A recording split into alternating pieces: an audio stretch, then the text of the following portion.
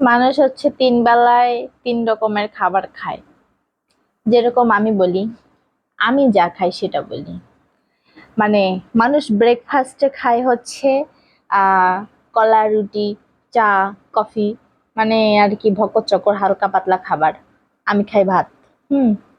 আমি লাঞ্চে খাই ভাত। মানুষও ভাত খায়, এটার সাথে মিল আছে। তারপরে গিয়া ডিনারে মানুষ হয়তো বা রুটি টুটি হালকা পাতলা খাবার খায়। আমি তখনও ভাত খাই। তো আমার সকালে ব্রেকফাস্টেও ভাত, লাঞ্চেও ভাত, ডিনারেও ভাত।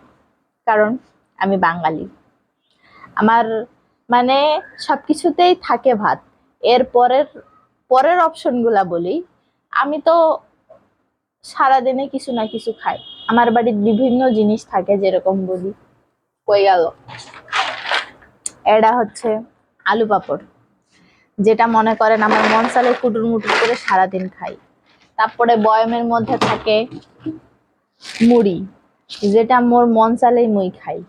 মানে মানুষ হচ্ছে ডায়েট করে।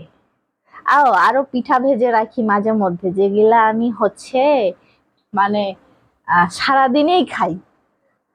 এই যে আমার পিঠা এখনো ভাজা আছেই, শেষ হয়নি। তেল পিঠা ভেজে রেখেছিলাম, এখনো শেষ হয়নি। তো বাংলা কথা হলো যে মানুষ ডায়েট করে।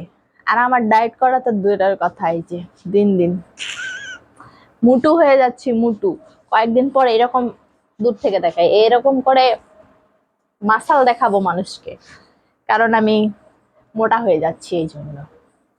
মানুষ ডায়েট করে, আর আমার ডায়েট করা তো দূরের থাকলো, আমি খালি খুঁজে বেড়াই যে 3 বেলা ভাত খাওয়ার পরে আমি আর কি কি খাবো। লুডুস টুডুস তো রান্না করে খাই, এটা কম বেশি প্রতিদিনই। কিন্তু ইদানিং না মোটা হয়ে যাচ্ছি। মনে হয় ডায়েট করা উচিত, কিন্তু ডায়েট করতে পারি না, এটা হলো আমার সমস্যা। যাই হোক, কেমনে শুকানো যায়।